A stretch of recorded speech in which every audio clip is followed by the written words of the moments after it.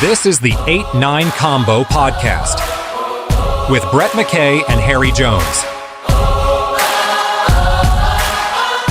Yeah, this is the 8-9 Combo. This is the test match post-mortem, and that was Caleb Clark's second try, the one that ultimately sealed Bledisloe 2 in Wellington. I'm Brett McKay. This is Harry Jones, and mate, as our podcast listeners have just heard there, that really was the moment that the All Blacks put another curious Bledisloe contest to bed. Paradoxical. Nothing made sense. Yeah. Although TJ Perenara, that's peak Perenara. I mean, he did everything. It was like a follies. It was at one point he runs into the referee on a quick tap and tries to use that as the excuse why he knocked on. Yes. It was all happening. Tried to blame him for taking the tap off the mark, which he knocked on. Yes. The first half was one of the most intriguing and exhilarating 40 minutes I've seen in a long time. And yet none of that even made sense.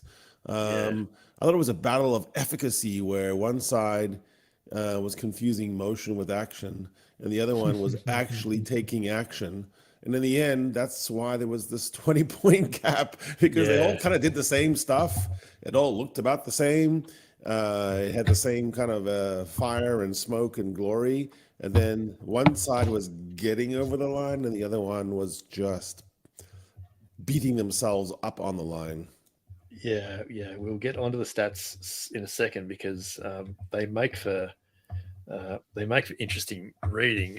We are back, of course, with our immediate thoughts about what we've just seen in the second and final Bledisloe Cup test for 2024. And we've been really pleased to be brought to you through the Rugby Championship by Chasing the Sun 2, the wonderful 5-part all-access documentary series bringing together the Springboks journey to their memorable 2023 Rugby World Cup, and which is now available to watch on RugbyPass TV worldwide. Just head to rugbypass.tv and sign up for free. Let's get into it, mate. And I mentioned the stats. It's a curious looking stat sheet, I've got to say. The big differences, the big standout differences probably tells you the tape of the game, but because number of carries is even, number of defenders beaten is even, number of passes is even, offload is even, turnovers conceded is even, tackles made and missed is even pretty even. But you look through it and you see that New Zealand made 600 metres to Australia's 300. They made 9 clean breaks to 4. They won 9 turnovers to 5. Kicks in plays even. The Wallabies actually kicked for 100 metres more from hand, but otherwise, set piece was pretty even. Number of rucks won and lost is pretty even. It's all really, really curiously even on the stats sheet. Wallabies and All Blacks in the second half had 63% of possession, and ultimately that's where the big difference comes. In a 5 tries to 1 scoreline that was 19-13 at halftime, 33-13 New Zealand win in the end. Is it weird for me to think that game was more there for the winning than the one where you guys fell short by 3? Yep. And I thought, feels like I was trying to think why of that. I thought the shape was correct in the first half. The gain line was not intimidating. Wallabies maybe even shaded that contest physicality-wise. The breakdown was kind of going the loose trio of the Wallabies' way because Valentini, McWright, Wilson looks like a proper, well-oiled machine loose trio, whereas Kane Ardy was still a little bit out of whack. Satiti, whilst he is a wonderful runner, doesn't really play some of the other parts of the loose trio. So it just felt like, wait, this could work. And then there was this issue, which is there's no sweeper in the Wallaby defense. So a line break, a mini line break, a stumble break, a roll out of a tackle turns into a try because there's just no one home. There's no one coming around. There's no one folding. There's no one stretching. There's no one sweeping. I saw Jake Gordon kind of in that position, but then he plays far too up, and I think he's coached to play there, so I'm not even bashing Jake. Yeah. Why? What's the shape of the off wing? What's the shape of the 9? Why is there no one when there's no one home when you go through? It makes no sense to me, and it hasn't made sense to me for a couple of years now. They've used the same sort of defensive shape out wide, and I still cannot make sense of it because the open side wing seems to be defending a long way in, or just flat out isn't there. So I don't know where they're supposed to be, but what I do know is that when they're needed to be there, they're not. And bugger me, there's line breaks to be made. They're not even it's in the been picture. happening for years. I don't understand it. I froze it and I didn't even see them in the picture. No, they're not there. They are just not there. In the same mini breaks or breaks that the Wallabies had, there was always a sweep around. Yep. There was always people flying out of nowhere. No. There was a Sever Reese coming on the wrong wing. There was Caleb Clark coming all the way across. People were just flying to it. And so that's a system error. And the other thing is at 13-12, I guess it was 13-12, that was such a critical point. And I hate that old trope of like, ooh, it's right before halftime, so the All Blacks might score. Yeah. But that's exactly what happened. And in my mind, I thought, oh no, that would have been such a different game. That would have been a completely different match. 13-12 at halftime would have been completely different. You're Go right. into the sheds, tighten up, talk about how to kick more. I think there were like 4 kicks from hand in the first half. I was like, come on, let's kick some more. Let's get some territory there. It was only the All Black side, though. I think they seemed to come out of oranges on fire, man. Yeah, the rest of the test was not the way the All Blacks have played this year. They did find a way to score. And that leads me into the 5-word headline, because I've literally just thought of mine, and it is halftime rocket works. The rocket. That's good. My headline is Weird Willy Wonka. Wallabies Wayne. Oh, that's good. I'm actually going to write that down. Weird Willy Wonka. It was one of the weirder tests, and we know that we're watching the game and we're talking about it, afterwards. Right? And I kept thinking, this is weird, and I thought, why is it weird? And I thought everything is happening, strange things are happening, but also there were points where it just didn't make any sense to me. There was chaos on the field sometimes. Yeah. And every time it was chaotic, I thought, oh no, that's not good for the Wallabies. I want to go back to your point there a little earlier, and you're talking about the first half there was opportunities there, and based on how they finished in Sydney last week and this performance tonight, they've got to be more annoyed and more disappointed and harder on themselves after tonight, because after how they came out of Sydney and how they started in Wellington in this game, and the first half an hour was good. There was a definite game plan to attack that seam, that defensive seam between edge of the back row forwards and Rico Ioane's channel, basically, and they opened that up a few times. And the All Blacks adjusted their defense. They absolutely made a shift there late in the first half even. But everything you said there before was right. The Wallabies were on top at the back row at the breakdown contest. They were more than holding. They were winning scrum penalties. This one's got to be really, really tough review for them. So I've sort of touched on it there. They did make a shift defensively. What worked well for New Zealand in the end? Well, for New Zealand, it was adaptation and adjustments. They went into the sheds and something happened in there. I think partly they decided to... They got a half-ton rockets, what happened? There was a blunter shape off the ruck. They actually came in the tighter channels, and they explored some of the weaknesses in that channel. They also, I think, made a concerted effort to keep the ball in front of them. So territory must have gone their way in the second half. I don't have the stats in front of me, but I suspect it would have. Yeah. And that 60% possession, they'd have to have had similar territory, I'd reckon. Yeah. They turned the Wallabies around. There was a lot of they had to scramble back just for the kick defense. So they also solved some of the innovations. The Wallabies brought in 2 things in the first half quite a bit, which is the overthrow line out. By design, and it was 3 different derivations of it. They also were using a 2-2-2 pod system on the forwards in the run, and the All Blacks choked that off at source. So there were a couple moments where Tupou would take the ball in the first half, and then he would turn his back, and then he would choose who he would pivot to. It was operating almost like Brody Retallick used to do for the All Blacks. Yes. Yeah. And the All Blacks sort of recognized that, and I think they stuffed that from then on. I also thought that the All Blacks with their shifteroo on the 10 and all that, I think that worked. So what worked Yep. is that Beauden Barrett looked like he was playing the actual role of a fly-off. When Damien came on, he was being a game playing manager. the role of the microwave 23 guy. And that seemed to fit their personalities more on this night. Maybe it's the old, Wellington Stadium with TJ Perenara. Beauden Barrett just looked comfortable playing, first five. Yeah, that's fair. That's fair. There was a lot more width on the Wallabies attack in that first half an hour. They were playing a lot wider off first receiver. Lolosio was there was a lot of running off him.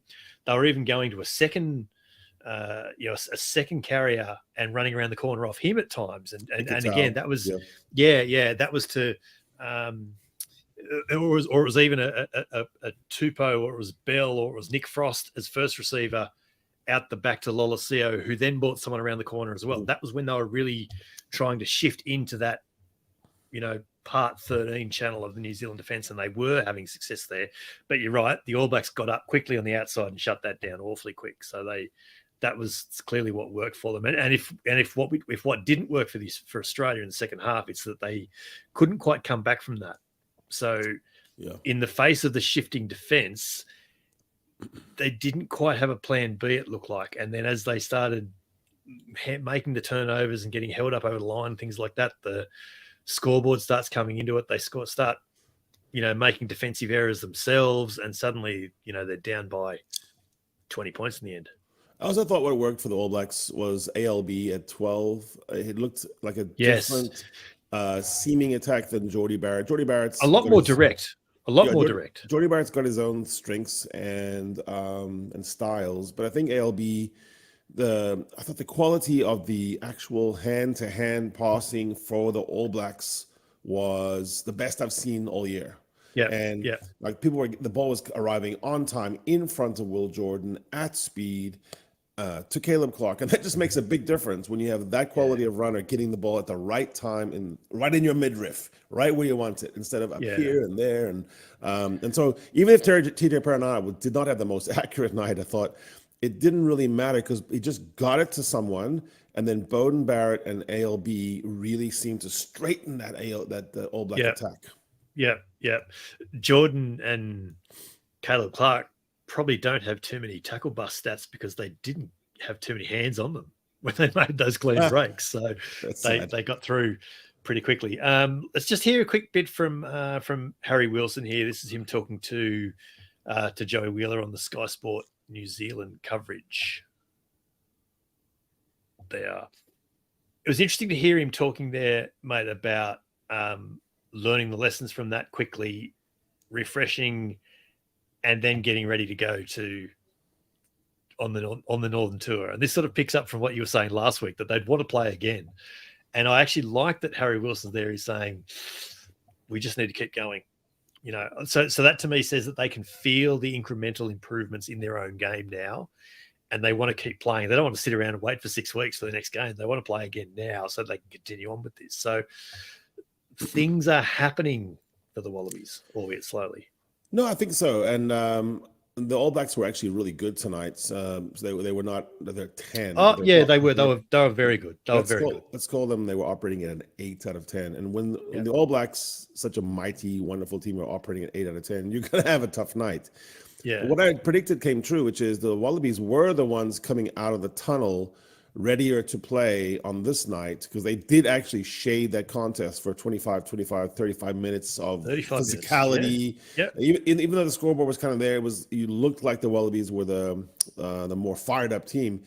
What's curious about this, and I guess this is something to go back to the drawing board, and Joe probably is even right now thinking about this, is, and so when the All Blacks did sort of have that second half that was better, what was the forwards make sense on the Wallaby bomb squad, but the backline substitutions, making it a fluke, is that really what you needed then? No, and I said as much late in the week. I think Josh Fluke's a really, really good player, but I just didn't see bench impact when I saw his name in the 23. And you've got we talked about this in Games of the Week. This should have been the night they threw Corey Toole in, and it might have been a tough night for him. But when you've got someone with speed like that, you can. No, I think that's not irrational at all, because speed was what was missing. You know, our friend John Ferguson. Speed is what opened speed's what opened the Wallabies defence up. That's what worked for the All Blacks. And so our friend John Ferguson, the Shepherd boy, has said this and wrote about it. And that's true, because there were moments where the Wallabies did, even in the second half, have breaks, and they couldn't even come close to finishing them, because there was no one able to glide away from the defense except for Tom Wright. And so Tom Wright, then the only one who had that sort of like leg, then was trying to do too much, because he knew that there was no one else to give it to who could fly by him. And I think there's just no way on selection that you can go into a test where speed is going to kill you without thinking about speed, when Australia has some really quick fellas, like you said, Corey Toole. That just did my head in. Yeah. I feel like Wright will get some criticism for that pass that he threw on a line break that ultimately went to no one. But I tell you what, I think he's entitled to throw it and expect that Kellaway is going to be there, even if he can just get a toe on it. Like it was a lot of wings would have had that. So maybe he was thinking that's my point, with a different wing. He could have put the ball on the toe and just kept it going too. And so, but he was 2 steps behind it. He wasn't even there to be able to do that. That's what true. If you ever played on a team where you're demonstrably better than a lot of your teammates, there could be a frustration because you start to actually make mistakes, and it's like you're expecting people to do things, and then you kind of do too much. So Tom Wright has that kind of feel right now where he's like, "Come on, guys, keep up with me." And there's no one who can. Yeah. I don't think I've ever had to worry about being discriminately better than anyone on any team, any sport I've played. Who do you think has learnt what from these couple of Bledisloe tests?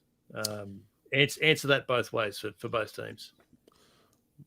Well, it looks like Razor Robertson has acknowledged, maybe tacitly, we'll say, that his pick for 8 games at number 10 wasn't the right one, that it wasn't getting there, that whatever he was looking for to develop around the Damien McKenzie era of playmaker wasn't happening. He might have, like a great scientist sometimes accidentally discovers things. He might have discovered that ALB at 12 is actually also not a bad thing, because you can shift and move guy like Geordie, Will Jordan, the Jordans and the Geordies can move around. It's sort of mix and match, right? But you need to have a solid core at 10-12 for All Black rugby to work. It just never worked really well when you don't have good 10-12. They put so much emphasis on that. Quick question there then. Could you play Linnett Brown and Geordie Barrett as your 12-13? You could. So Geordie Barrett grew up playing 13. That's literally the position he played, right? Rieko Ioane has never, in my opinion, stamped his approval, his authority, whatever, on that jersey either. And there were moments I thought where he was one of the worst players on the field tonight. Like I just thought, it's going to Rieko, good. And he's become almost I don't know, tentative in some ways. Like the old Rieko was a little more brash. But he dropped the ball cold. He got tackled by Harry Wilson. He got caught by Tate. By Harry Wilson. Yeah, and I got caught by Tate. There were just moments where you go, is he really playing with wild and reckless abandon? I don't think so. So, why not? Yeah, sure. Geordie plays wings, has played wings, so he has the pace. Yeah, could do. I think the other thing that the All Blacks learned was that they have to get their fundamentals right. It looked like their line out was a bit more functional. I thought their maul was really good, and they kind of went to it. Their maul defense was excellent. Yeah. It was working. What do Australia learn from this game now? The difference of how little tiny margin moments, the same cliches you always say, how they can get away from you, how a game where you theoretically could look at this game, the second Bledisloe, and say this was a better performance for much of it, and we actually were more in ascendancy at times, and yet we get beaten by 20. Like, how does that happen? And I think young players aside and go, hi, Jeremy Williams, let's just talk about how this happens, how you've got to, when you have ascendancy, you've got to come away with points, and you have to also stamp your authority. You can never let them back in. And I thought there was too many let them back in moments, and then at some point they were running wild. And this is why I say that they've got to review this one fairly harshly, because they will probably rightly consider that this was a better performance, but it's got a worse result. So yeah, for sure.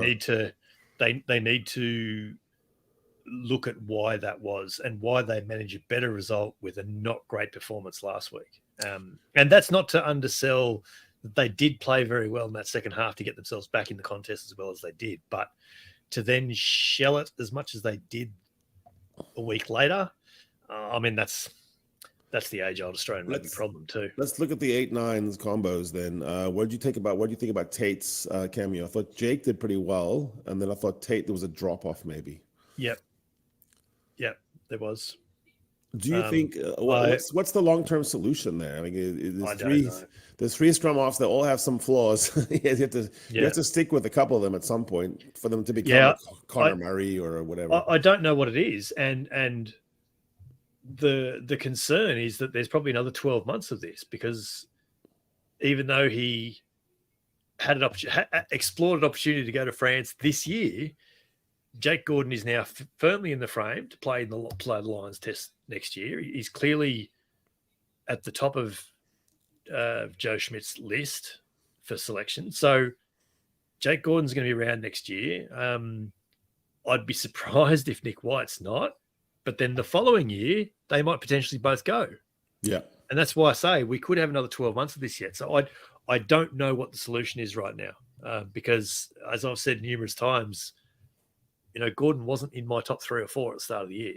So I feel like that's all been thrown on its head here now. So, yeah, it was a weird test. You are right. It was. When you said that to start with, I thought, was it? No, it was. It was actually a weird test. Maybe even weirder than last week. Yeah. I thought Joe also, I mean, this is what I would think. Maybe Joe doesn't. But the locks, I still think he can get a lot out of some overseas picks there.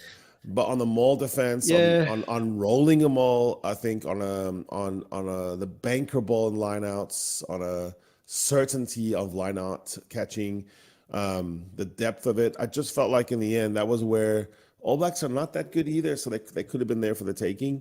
Yeah. As I thought the loose trios on whole, I thought the Wallabies won that. I thought McWright, Wilson, Valentini, Gleeson. I thought they played the better match. I'd still, and look, Gleeson was good again, but I think I still want Valentini on the field at the back end. Like he's the best ball carrier on the park at times. He was really so good tonight, and it seems like they're taking him off on the hour because that's what their sheet of paper says. And I don't know. The other drama that I'm not really here for and I'm kind of tired of is the whole like Tupou being hurt but not hurt but about to be hurt but then he's hurt. I would like to have a test match where I watch the Wallabies and Daniela Tupou just comes on, does his job, and then he leaves. Like guy comes on. It always seems to be early days where you're going, what's wrong with the knee? What's wrong with the ankle? What's wrong with the hip? And look, he did well to go down after 70 seconds with what looked like a fairly serious knee injury. And I thought he was done. I thought he was completely done. Yeah. And then he not only played through till half time, but came back in the second half and kept going for another couple of minutes. And maybe that was a mistake, but I've got to give him credit for that. Do we need to talk about some fairly obvious missed things from the officials? Or do we just acknowledge that and move on? No, I'm not going to do any ref talk. But I'll put this in the category of weirdness, which is it was also a weirdly officiated game, which can also really help you. I mean, like I thought once Fraser McWright realized that there doesn't have to be separation post tackle, he was like, "Oh, this is good. This is fun." Yeah. Oh, okay, we're playing like this tonight. Yeah. It was a pretty wild West kind of moment there. Look, I'm glad that they eventually saw the knock on in the lead up to Cody Taylor's try, but how they then looked at it so many times and how they then saw him very clearly playing the ball on the ground and then it was only a knock on, not penalty. Yeah, I don't get that. Anyway, that's a wrap then, mate.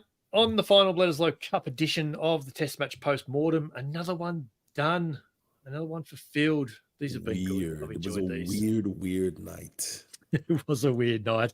Tell us what you think at the 8-9 Combo on all the socials, or leave your thoughts in the comments section right here on the 8-9 Combo YouTube channel. Hit Harry and I up on the socials in the usual places, as you all do. And of course, if you like, follow, subscribe on your pod platform of choice and YouTube. If right now, you'll definitely get every new episode as soon as it drops. And don't forget as well to head to RugbyPass.tv, where you can watch both series of Chasing the Sun, the fantastic series celebrating South Africa's back-to-back Rugby World Cup wins in Japan and France. And Chasing the Sun 2 is a fantastic series. We're really glad that everyone can now go and watch that as well. So make sure you sign up for free at rugbypass.tv and watch that wherever you are in the rugby world. This is the Test Match Post-mortem from the 8-9 Combo, the short side set-piece combination you didn't realise you needed, coming from the podcast double act you already had. I'm Brett McKay. This is Harry Jones, and we'll be back in your ears with Planet Rugby's Jared Wright this week.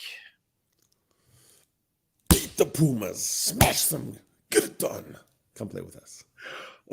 South Africa, Argentina in Umbumbela still to come. We'll see how it all plays out.